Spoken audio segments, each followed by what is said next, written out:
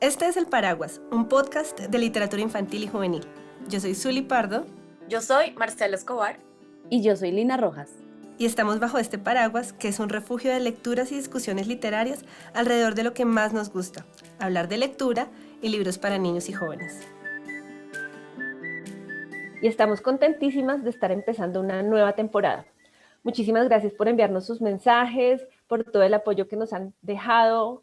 Gracias por habernos acompañado en los live. Y también gracias a aquellos que han encontrado en estas conversaciones que teníamos antes entre nosotras un sentido para seguir conociendo y explorando libros de literatura infantil y también crítica de estos temas. La verdad es que la temporada pasada fue muy chévere contar con las radiografías lectoras de quienes nos escuchan, recibir comentarios de las personas que apoyan nuestro trabajo, pero que además quieren saber más y quieren seguir en esto. Esta vez contamos con un aliado increíble para lograr este objetivo. Y este aliado se llama Makemake. Queremos contarles que Makemake es una plataforma digital de lectura que cuenta con una cuidadosa selección de libros digitales para promover la lectura crítica y de calidad en niños y jóvenes. Y por supuesto, papás, mamás, mediadores y docentes. A mí el catálogo de Makemake de verdad me parece increíble. Tiene opciones para todo el mundo. Hay libros interactivos, de esos que tienen como botoncitos para que los lectores vayan leyendo y jugando. Hay también libros para adultos, hay poesía, hay ensayo, hay libro álbum. Hay muchísimas posibilidades para descubrir y para explorar la literatura. Y yo creo que algo increíble de Makemake es que no es una herramienta exclusiva para la casa, sino que Makemake está también para colegios, está en algunos jardines e incluso universidades. Y también está en bibliotecas públicas como la Luis Ángel Arango o Bibliored. Ustedes como sujetos individuales también se pueden suscribir a la plataforma de Makemake pagando un determinado valor y eso les permite acceder a cierta cantidad de libros al mes. Les queremos contar que nosotras ya conocimos la plataforma, nos dieron acceso a una colección y hemos podido leer y explorar. Esto lo estamos haciendo desde nuestra experiencia como lectora. Hemos encontrado en Makemake libros que queríamos leer, pero a los cuales no podíamos acceder porque o no podíamos ir a la biblioteca o a la librería. Y gracias a esta plataforma hemos llegado a esos rincones de lectura a los que queríamos ir. Si tienen dudas o quedaron picados con saber más sobre Makemake, los invitamos a buscarlo en www.makemake.com.co. Make se escribe M-A-K-E. Y para más información también pueden contactarse con ellos a través de contacto@makemake.com.co. No nos queda más que agradecerle a Makemake por su apoyo en esta temporada. Sin más preámbulos, demos inicio al primer capítulo de esta segunda temporada. Zuli, Lina, cuando hablamos de libros es difícil no hablar de los clásicos. Entonces, ¿qué es un clásico para usted? Uy, pues siento que es una pregunta grande porque pues de esto se dedican personas a escribir como montones y montones de libros. Pero yo quisiera como tratar de resumirlo en una oración y es: un clásico es ese libro atemporal que le sigue hablando a sus lectores. Bueno, la otra es que también cuando uno le hablan de clásicos, uno piensa en unos libros viejísimos que están allá en la biblioteca arrumados, acumulando a polvo por décadas y décadas, pero yo pienso que quizá vale la pena como replantearse esa idea de que algo clásico es algo viejo. Más bien, creo que un libro clásico es un libro que le ha podido hablar a muchas generaciones, pero que también se mantiene vivo. Es como una cuestión muy orgánica, es como pensar en los libros como si fueran sujetos con vida y que son sujetos que adquieren esa vida en la medida en que tienen lectores. Entonces, eso nos podría llevar a otra pregunta y es: ¿en qué medida un libro contemporáneo puede ser un libro clásico? Creo que hay que echar un poquito para atrás y ponernos a pensar en la etiqueta, tanto en la etiqueta de canon como en la etiqueta de clásico. Creo que podemos hablar un poco de canon porque pareciera que esta es una etiqueta dada desde la institución o desde la autoridad.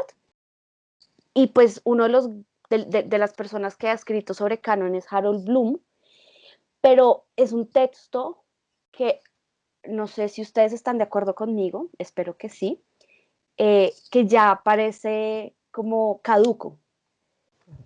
Lo que pasa es que cuando uno habla de clásico, pues necesariamente termina refiriéndose a un canon literario. Entonces yo sí creo que deberíamos como revisar esas dos ideas. Por un lado, la idea de para mí que es un clásico y por otro lado, la idea de en qué medida los clásicos y el canon tienen un vínculo entre sí. Pero Marce, no hemos escuchado todavía tu definición de clásico. Para ti, ¿qué es un clásico? Yo creo que un clásico son esos libros a los que uno vuelve y cada vez que los vuelve a leer y los revisa, aunque uno ya los haya leído, le revelan algo nuevo sobre uno mismo. Y además son libros que crecen con uno.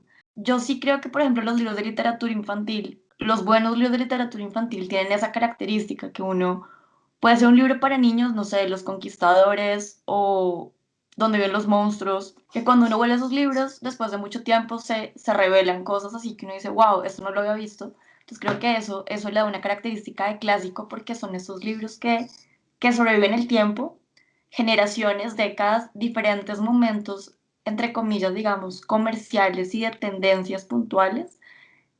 Y hay un público que lo sigue pidiendo, ya sea porque el abuelo se lo leyó al papá y el papá se lo lee al hijo, el hijo se lo lee al nieto, o sea, hay todo un vínculo no solo del lector con el libro, sino de generaciones y de relaciones familiares.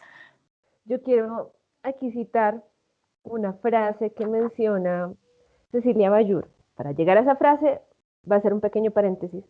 Cecilia Bayur es una mujer argentina que ha estudiado un montón sobre literatura infantil y juvenil y es profesora universitaria. Y ella hace un tiempo, más exactamente en 2005, ofreció una conferencia que se llamaba Abrir o cerrar mundos, la elección de un canon, que se puede encontrar en internet y que además de todo fue publicada en forma de libro, también la pueden conseguir por internet.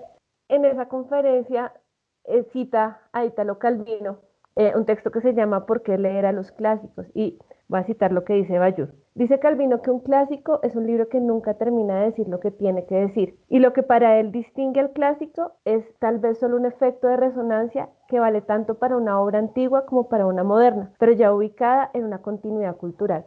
Entonces me parece bien interesante vincular esta cita que les acabo de leer con lo que venimos diciendo. Por un lado, como en qué medida un clásico también puede ser una obra reciente, y por otro lado también pensar los clásicos como una cuestión un poco como de herencia cultural. Y esa herencia cultural no necesariamente tiene que venir por una institución académica, sino que también puede venir por una institución social como la familia, y eso es muy bonito porque estamos hablando, lo que decía Marcia ahorita, como de esas obras que marcaron a una familia y que son como entregadas de una generación a otra, ¿no? Hay veces entre primos, otras veces del papá al hijo. Por ejemplo, yo me quiero remitir aquí al caso de Marce con Agatha Christie, episodio 0, temporada 1, ¿no? Como ese tipo de canon familiar o clásicos también como de cierta familia. Yo no sé, Lina, si tú tienes una experiencia como de algunos clásicos de familia o clásicos entre amigos.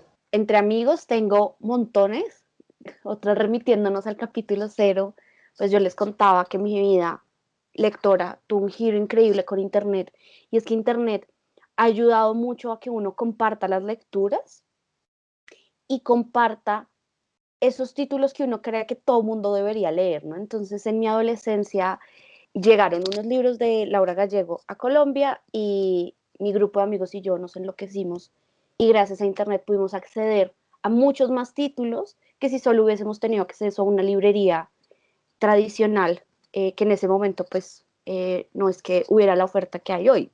Y entonces, por ejemplo, para nosotros eso es un tienes que leer.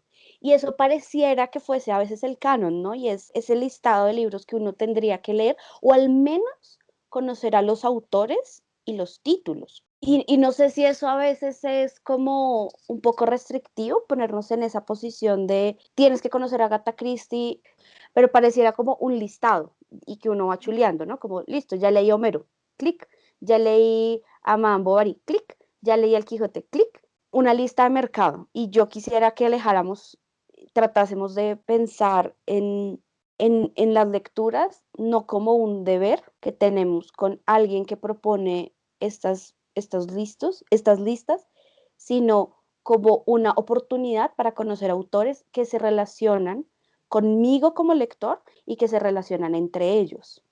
Entonces, uno está leyendo, por ejemplo, Corazón de Tinta, y ahí la autora nos va mencionando otros libros y ellos nos van conectando con otros y otros. y como que esto se va ramificando en muchas posibilidades de lectura.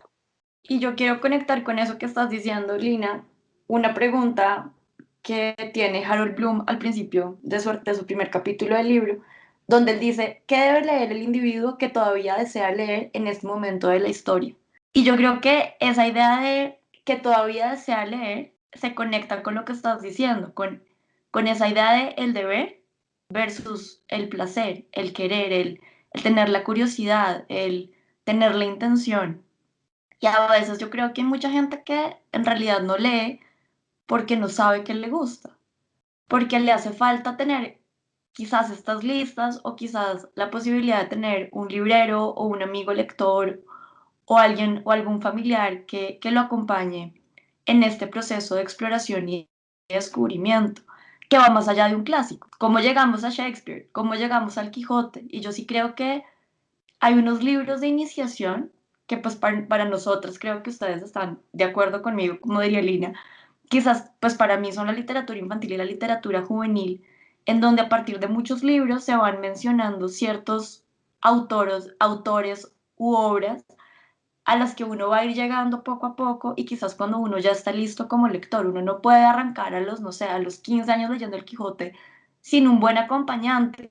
O sea, es muy difícil y uno le va y para uno va a ser un ladrillo. Creo que el rol del mediador para este tipo de empresas, entre comillas, de clásicos, y es lo que vamos nosotros mismos a definir como nuestros clásicos, nuestros libros favoritos, es fundamental. Y desde ahí, yo quisiera preguntarles a ustedes, ¿cómo conectamos canon con clásicos y con literatura infantil? O sea, ¿ustedes creen que hay un canon de literatura infantil y juvenil o eso sigue creándose o quién lo cree? Ay, me encanta esa pregunta, porque es una pregunta que yo me hago todos los años desde que estoy dictando la clase de historia de la literatura infantil. Y es una pregunta que para mí es muy difícil de responder y tiene muchas aristas. Una de esas es, ¿de dónde viene el canon?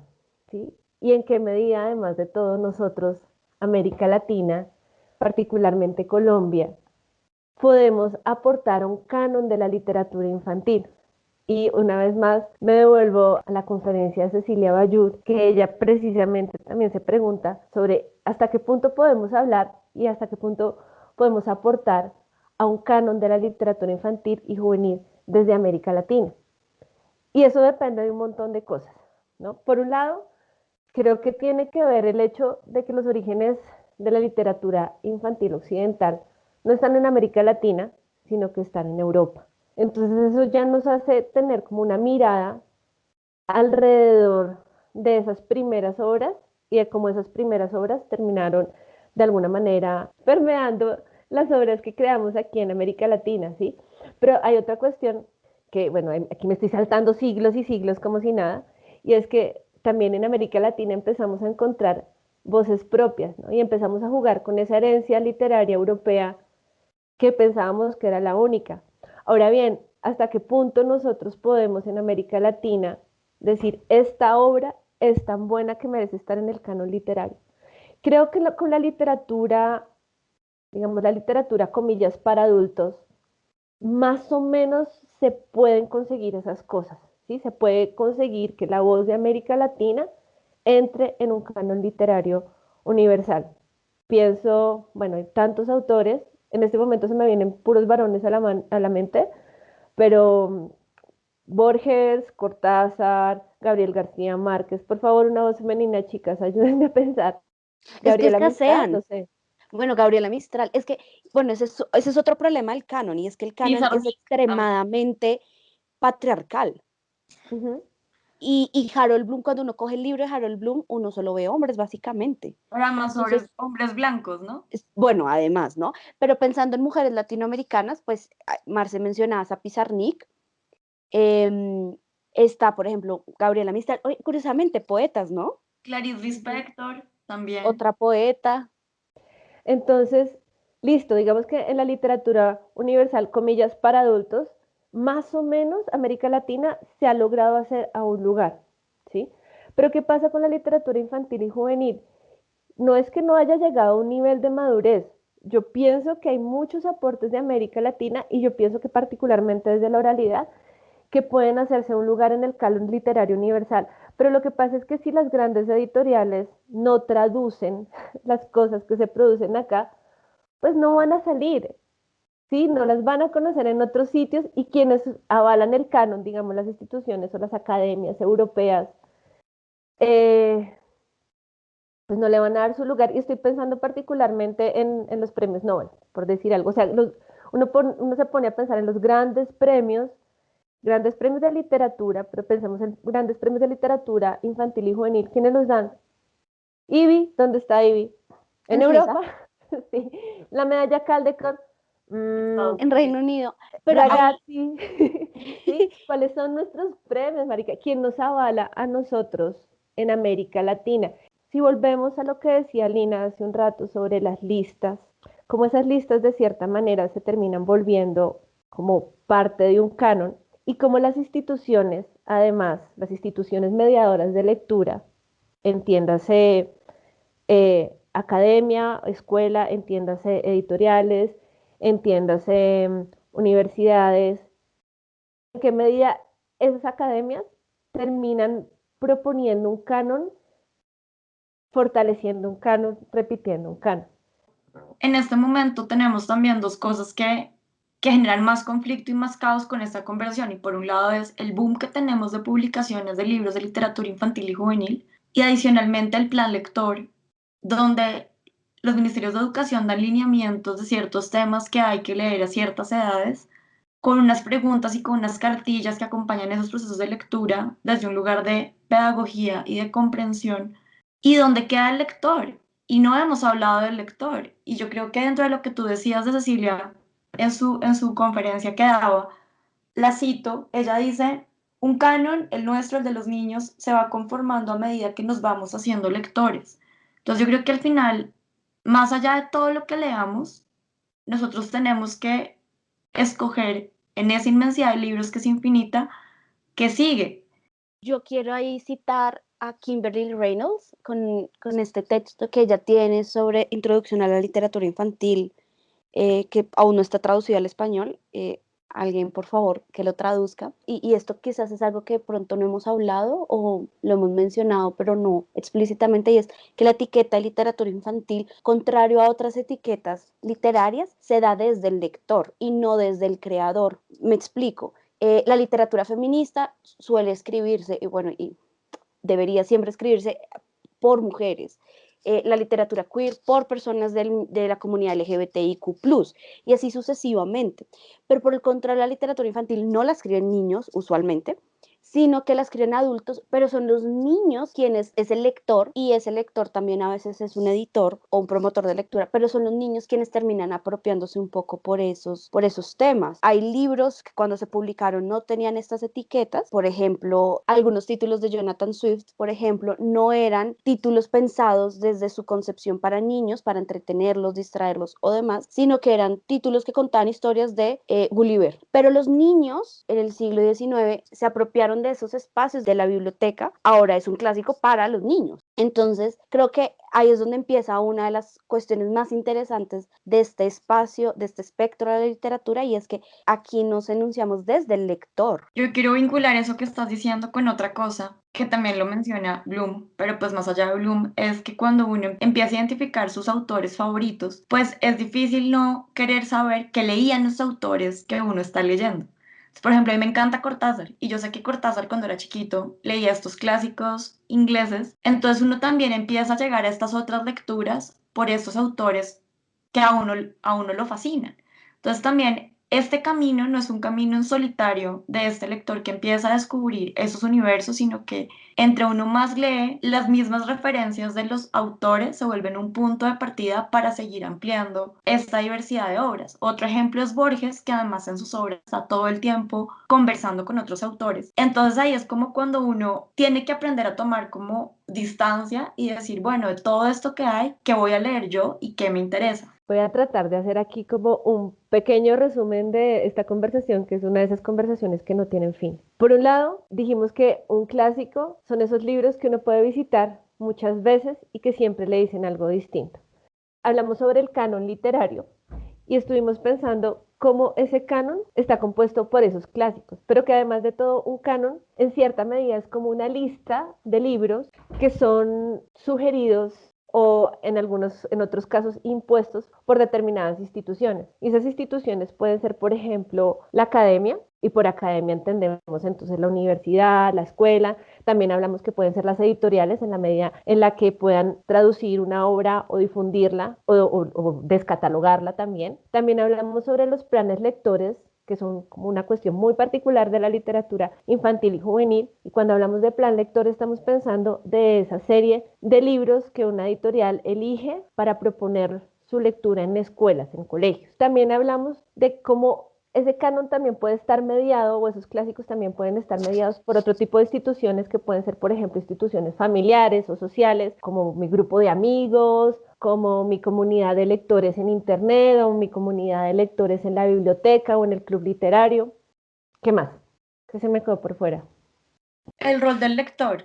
Los libros para niños, aunque si bien hay una conciencia de un rol activo del lector, el niño no es el que escribe el libro, que es como donde empieza esa pregunta, decir, bueno, pero entonces aquí cómo hablamos de este canon donde el receptor no hace parte del que crea la obra, pero está pensada para él. Hace un tiempo, Lina propuso un grupo de estudio de teoría de la literatura infantil y yo no pude asistir a todo, pero la verdad lo poco que estuve lo gocé mucho. Ay, gracias. Una de las primeras lecturas, una de las primeras lecturas fue un texto que se llama Heteronormatividad. Lina, ¿cómo se llamaba exactamente, por favor? Es un texto de Nicolás donde ella propone una teoría y no tiene traducción a español esa palabra. Entonces, como la pronuncias, creo que es como lo más acercado a heteronormatividad. Pero yo quiero traer ese texto a colación porque a mí me hizo reflexionar un montón sobre el lugar del lector en la literatura infantil. Y es que cuando uno hace análisis literarios, de obras para adultos, pues uno es adulto, uno lo analiza como adulto, pero cuando uno trabaja con literatura infantil, ya sea en su estudio, investigación, reflexión, edición, creación, en fin, tantos campos, es todavía más raro porque uno adulto hay veces tiene que intentar jugar al rol del niño, siempre con la conciencia de que uno está a años de su infancia, por un lado, pero no solo a años de su infancia, sino a años de la infancia actual, que eso ya es como tener dos brechas. Entonces, quiero traer a colación este texto de la heteronormatividad de María Nikolayeva, que dejaremos la referencia del texto en caso de que puedan acceder a él, porque María Nikolayeva se cuestiona sobre un montón de normatividades o de cosas que resultan como normales en nuestra sociedad, ¿no? Y es como concebir que hay una normatividad para todo, ¿no? Entonces que lo normal es ser blanco, lo normal es ser clase media y lo normal es ser varón y lo normal es ser adulto. Pero cuando se hace esa clasificación así y se mira el mundo así, se está dejando por fuera un montón de matices, entre esos el de la edad. Y eso creo una cuestión muy importante cuando uno trabaja con literatura infantil, es ponerse los lentes de la infancia, siempre con la conciencia de que uno está muy lejos de la infancia, tanto de su propia infancia como de las infancias del presente, porque una cosa fue haber sido Zully en los años 80, Zully niña en los años 80, y otra cosa es imaginarme cómo sería ser una Zully niña en el año 2021. O sea, pasó mucho tiempo entre una cosa y la otra. Voy a traer a colación aquí a Joaquín, que es mi hijo, que tiene 5 años. Yo no puedo pretender que Joaquín vea el mundo con los ojos con los que los vio Zully niña, pero es lo más cercano que puedo tener como para establecer una relación de pares con él. Entonces, creo que lo que quería ir con esta intervención, que no sé si tenga mucho de sentido, era como que nos cuestionáramos sobre, por un lado, como la brecha que hay entre adultos y niños, el olvido que hay alrededor de ese lector infantil y también la cantidad de suposiciones que le ponemos a ese lector de la literatura infantil. Y quiero hacer el énfasis en lo infantil, porque creo que con lo juvenil quizás sea un poco más fácil, sobre todo cuando uno está entrando en la adultez, es más fácil hacer el clic y conectar con jóvenes. Pero con niños creo que nos cuesta mucho. Creo que también la facilidad con los jóvenes es que ellos tienen la posibilidad de verbalizar su agencia. Un joven ya pasa por unos procesos donde es capaz, en muchos casos, no en todos, de decir que me gusta, porque me gusta, que me disgusta, cuándo me gusta, y que es muy diferente a un niño Un niño de pronto no tiene esa capacidad de verbalizar su agencia y eso nos genera a los mediadores, y en eso pues metemos siempre profesores, editores y demás, a tomar decisiones sobre qué leer con los niños. Y es por eso mismo, porque asumimos y a veces no tenemos más posibilidades que asumir que eso es lo que les gusta. En especial, por ejemplo, entre menos puede hablar el niño, entre más su capacidad de habla, pues más se va desarrollando esa posibilidad de diálogo y conversación entre el lector y el mediador. No sé, creo que terminé yéndome por una de las ramas, entonces hago moción de regreso al tronco.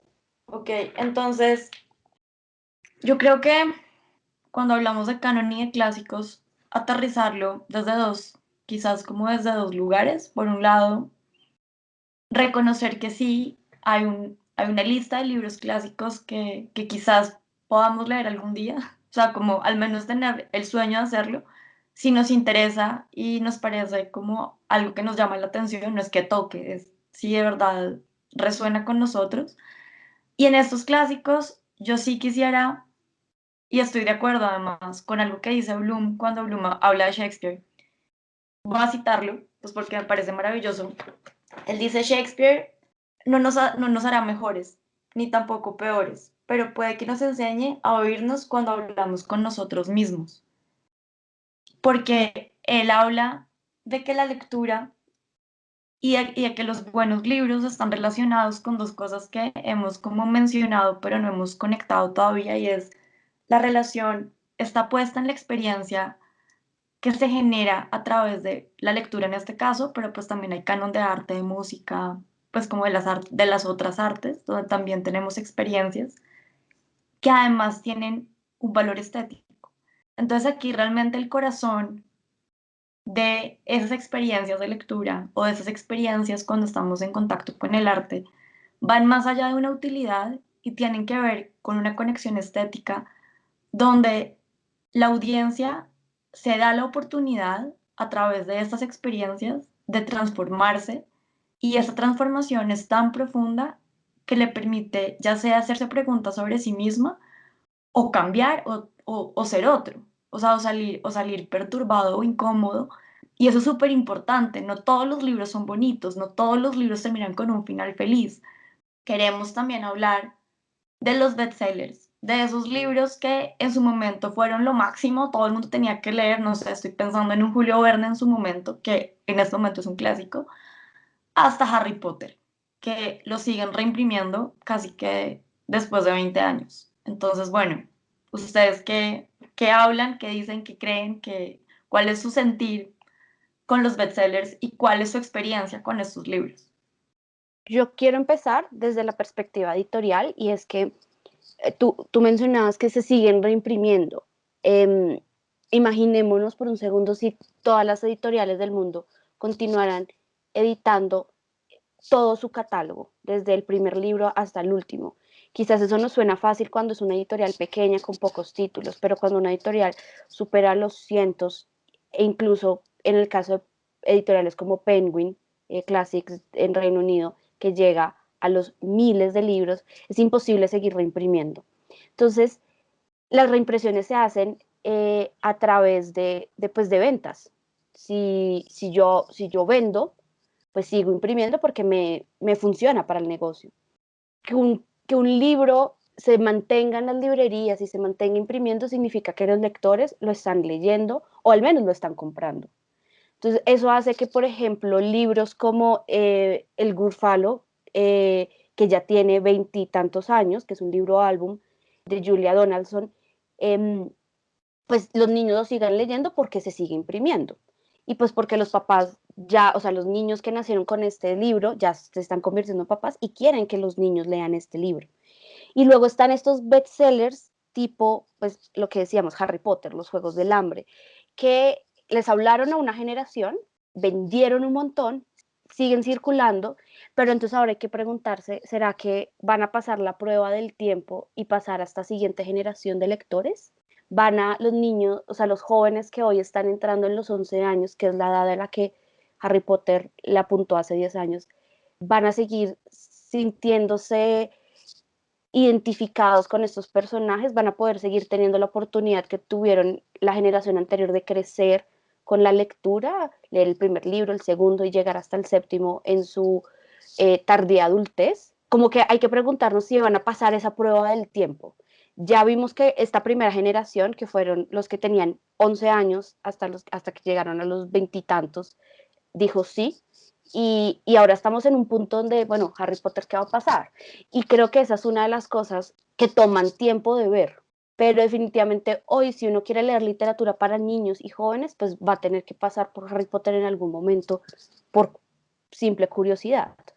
Yo creo que este tema de los bestsellers me pone a pensar, porque generalmente, sobre todo con la literatura juvenil, se piensa que estos son libros banales, porque son comerciales, tienen una estrategia de mercado, porque los chicos hablan de ellos en redes, entonces se piensa que es como una cuestión efímera y yo no lo veo tanto así. Yo creo que caso Harry Potter, pues es una de esas obras que hay que verla, así como dice Lina, si sea por curiosidad. Marcó una generación de lectores y además de todo logró una cosa que no habían logrado otras obras de literatura infantil en esas décadas, ¿no? de cambio de siglo, y fue darle un lugar a la literatura infantil en las editoriales comerciales. Porque es que antes de Harry Potter, pues sí, había libros para niños y sí, para el colegio, pero después de que salió Harry Potter, las editoriales se dieron cuenta que podían vender este tipo de libros masivamente. Yo tuve la oportunidad de trabajar con Alfaguara cuando el fenómeno Crepúsculo. Y aun cuando Crepúsculo fue posterior a Harry Potter, las editoriales en general, las distintas casas en los distintos países,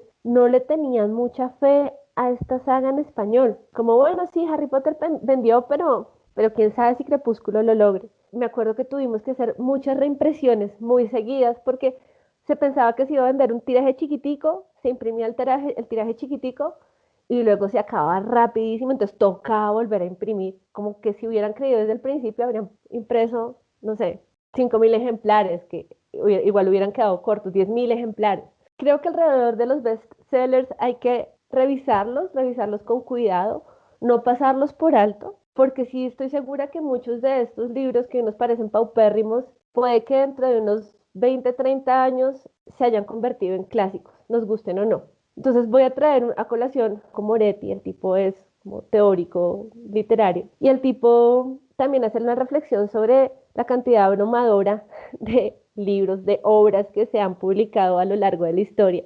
Y también hace una reflexión sobre el canon. Él tiene un libro que se llama Lectura Distante, Distance Reading, no sé si está traducido en español, pero algunos de sus ensayos sí. Y entonces el tipo dice, bueno, ¿qué es lo que termina decantando la gran cantidad de libros? ¿Qué es lo que hace que se queden unas con nosotros a pesar de que pase el tiempo? Y él hace un estudio alrededor de las obras de Arthur Conan Doyle. Es muy chévere, se los recomiendo si pueden echarle una mirada. Dice, bueno, a pesar de que haya unas instituciones formales que medien cuáles deberían ser esos clásicos, al final del día, la última palabra la dan los lectores. Porque si los lectores siguen pidiendo determinada obra, por más comercial que parezca, por más efímera que parezca, esa obra se va a mantener en el tiempo. Y yo quiero meter la cucharada ahí con lo que dices, porque para que eso sea posible, el primer paso es dar acceso. En nuestros países, el acceso a estos libros es muy costoso. Y la mejor forma de acceder a ellos es a través de bibliotecas, pero si no tenemos bibliotecas o si nuestras familias no nos llevan a leer a las bibliotecas, el colegio se va a quedar corto para llegar al acceso a estas otras lecturas más allá de un plan lector. Realmente creo que estamos no solo frente a un canon o a la definición de lo que es un clásico, sino una situación sobre la lectura también como un lugar que es una acción, que es una experiencia, pero también que requiere de los libros como dispositivos para poder detonar y arrancar estos procesos de lectura que van a formar a los lectores a tomar sus propias decisiones frente a lo que realmente quieren leer y a lo que no quieren leer.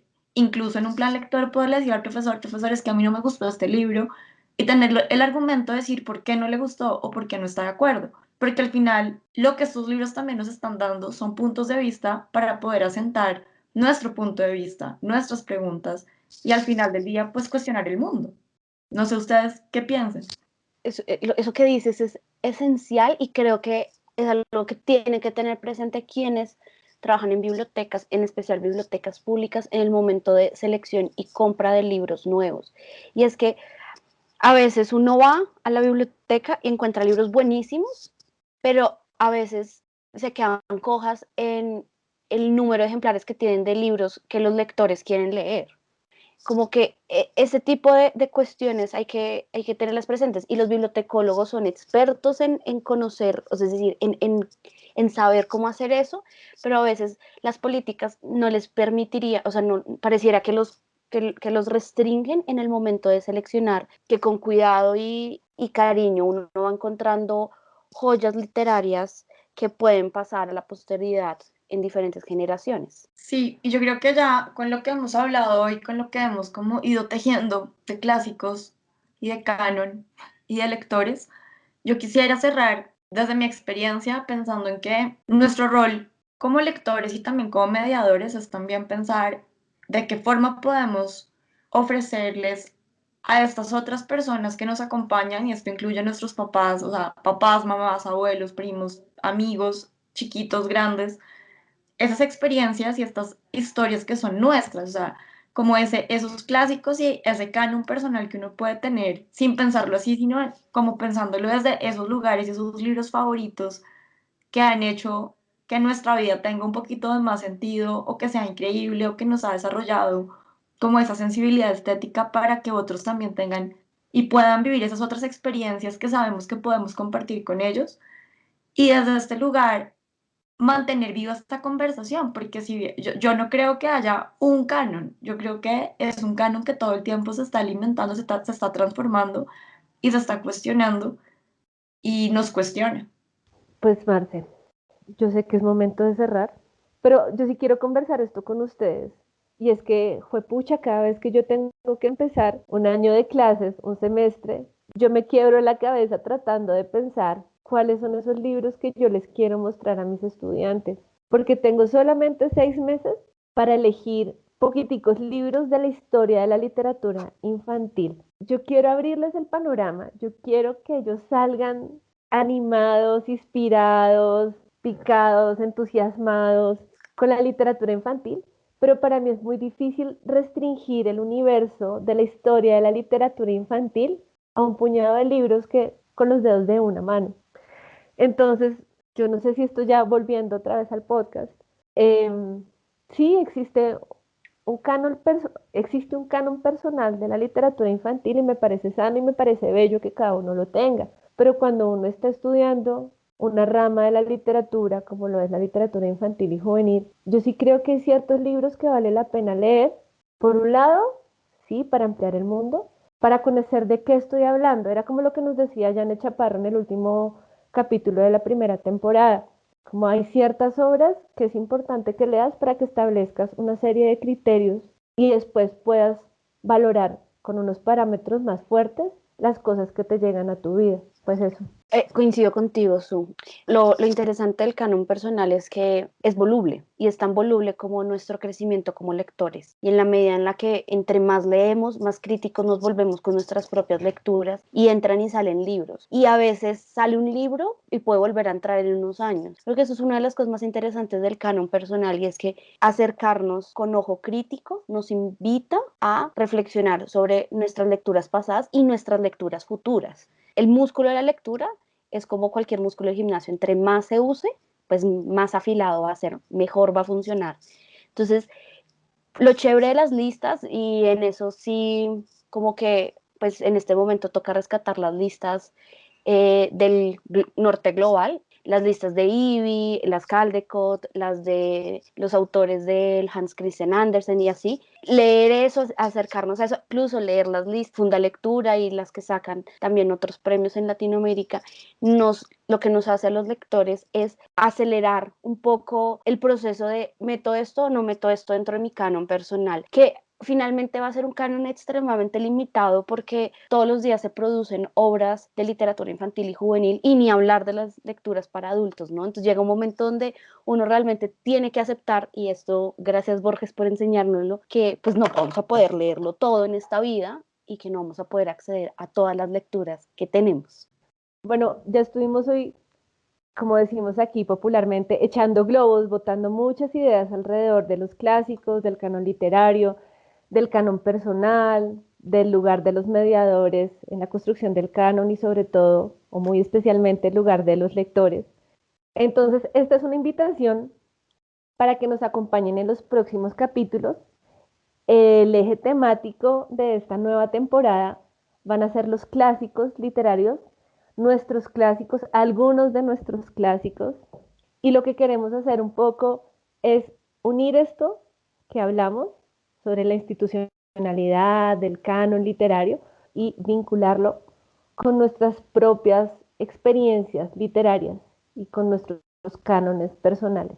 Creo que en esta temporada nosotras tampoco pretendemos resolver, estabilizar el concepto de canon y clásico, porque pues si otros no han podido, porque iríamos a poder nosotras en estas conversaciones, pero abrir los micrófonos, volver a ponerlos sobre la mesa es importante porque constantemente tenemos que estar cambiando y repensando los conceptos y los preconceptos que tenemos en nuestra cabeza. Y también hacer las paces con los libros que queremos leer, releer y que quizás nunca leamos. Pues de que la vida nos va a alcanzar para leer todo lo que queramos, así que hay que empezar también de alguna forma a priorizar esos libros que, no sé, de alguna forma quizás preguntarnos qué libros deberíamos leer antes de morir. No así, pero de alguna forma más cercana y más poética. Bueno, finalmente no nos queda más que invitarlos a que escuchen los siguientes capítulos y si es la primera vez que pasan por nuestro podcast, los invitamos a que conozcan los capítulos anteriores. Pueden seguirnos en redes, estamos en Instagram como El Paraguas Podcast y en Facebook como Paraguas Podcast. Recuerda que puedes escucharnos en tus plataformas de podcast favoritas y también en nuestro canal de YouTube, El Paraguas Podcast. Para sugerirnos temas, contarnos tus experiencias y compartir tus radiografías lectoras, te invitamos a que nos escribas a elparaguaspodcast@gmail.com. Hasta la próxima.